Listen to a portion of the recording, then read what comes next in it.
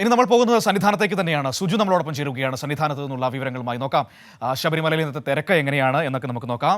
സുജു, മഴയുടെ മുന്നറിയിപ്പുകളൊക്കെ ഉണ്ട്, അതുകൊണ്ട് തന്നെ സന്നിധാനത്ത് ഇന്ന് അയ്യപ്പന്മാരുടെ എണ്ണത്തിൽ കുറവുണ്ടോ? എന്താണിപ്പോൾ അനുഭവപ്പെടുന്ന തിരക്ക് എങ്ങനെയാണ്? മനു, രാവിലെ അല്പം മഴ പെയ്തെങ്കിൽ പോലും ഇപ്പോൾ മഴ പൂർണ്ണമായ ഒരു ശമനം ശബരിമലയിലുണ്ട്.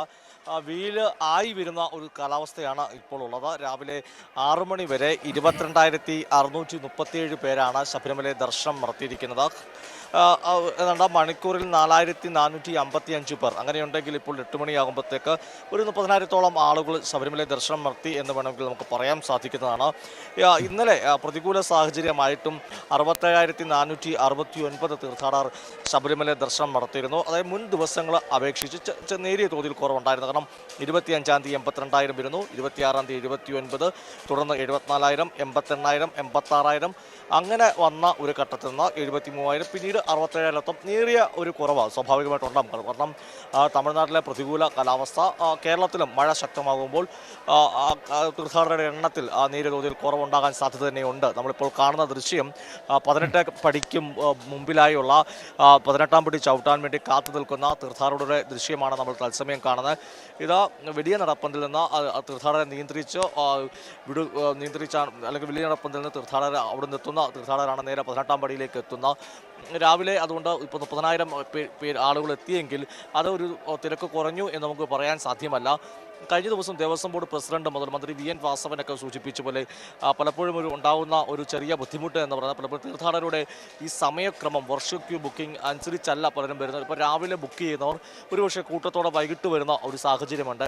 അതുകൊണ്ട് തന്നെ രാവിലത്തെ ഈ ഒരു കണക്കുകൾ വെച്ചുകൊണ്ട് നമുക്ക് ശബരിമല തീർത്ഥാടനത്തിലെ ഇന്നത്തെ ഒരു കാര്യങ്ങളിലേക്ക് നമുക്ക് കടക്കുവാൻ സാധ്യമല്ല എന്നതാണ് മറ്റൊരു പ്രധാനപ്പെട്ട കാര്യം.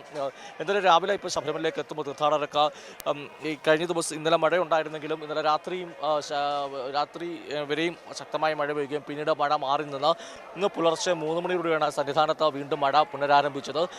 അല്പസമയം മുമ്പ് വരെ ചാറ്റൽ മഴ ഉണ്ടായിരുന്നു. ഇപ്പോൾ അത് പൂർണ്ണമായി മാറിയ ഒരു സാഹചര്യം കൂടിയാണ് ഉള്ളത്. എന്തായാലും ശബരിമല തീർത്ഥാടനം സുഗമമായി പോകുന്ന ഒരു സാഹചര്യം തന്നെയാണ് നിലവിലുള്ളത്. മനു, ശരി സുജു, ഏതായാലും സന്നിധാനത്ത് വളരെ സുഖകരമായി തീർത്ഥാടനം നടക്കുന്നു. അയ്യപ്പന്മാർ മഴയുണ്ടെങ്കിൽ പോലും അത്യാവശ്യം തിരക്ക് അനുഭവപ്പെടുന്നുണ്ട് ഈ സമയത്തുമെങ്കിലും പതിവുള്ളൊരു തിരക്കില്ല എന്നതാണ് അതിൻ്റെ ഒരു വസ്തുത എന്ന് പറയുന്നത്. വിവരങ്ങളാണ് സുജു നമുക്ക് നൽകിയത്. ഏതായാലും ഇത്തവണത്തെ ശബരിമല തീർത്ഥാടനത്തിൻ്റെ ഏറ്റവും പ്രധാനപ്പെട്ട കാര്യമെന്ന് പറയുന്നത് സർക്കാർ വലിയ മുന്നൊരുക്കങ്ങൾ, എല്ലാ തവണയും മുന്നൊരുക്കങ്ങൾ സ്വീകരിക്കാറുണ്ട്, ഇല്ല എന്നല്ല പറയുന്നത്. പക്ഷേ ഇത്തവണ കുറച്ചുകൂടി ആഴത്തിൽ മുന്നൊരുക്കങ്ങൾ സ്വീകരിക്കുകയും അത് ഫലപ്രദമായി നടപ്പിലാക്കാൻ കഴിയുകയും ചെയ്തു എന്നതാണ് ഏറ്റവും പ്രധാനപ്പെട്ട കാര്യം. അതുകൊണ്ട് തന്നെയാണ് ഇത്തവണ ശബരിമല തീർത്ഥാടനം ഏറ്റവും മനോഹരമായി കടന്നു പോകുന്നത്.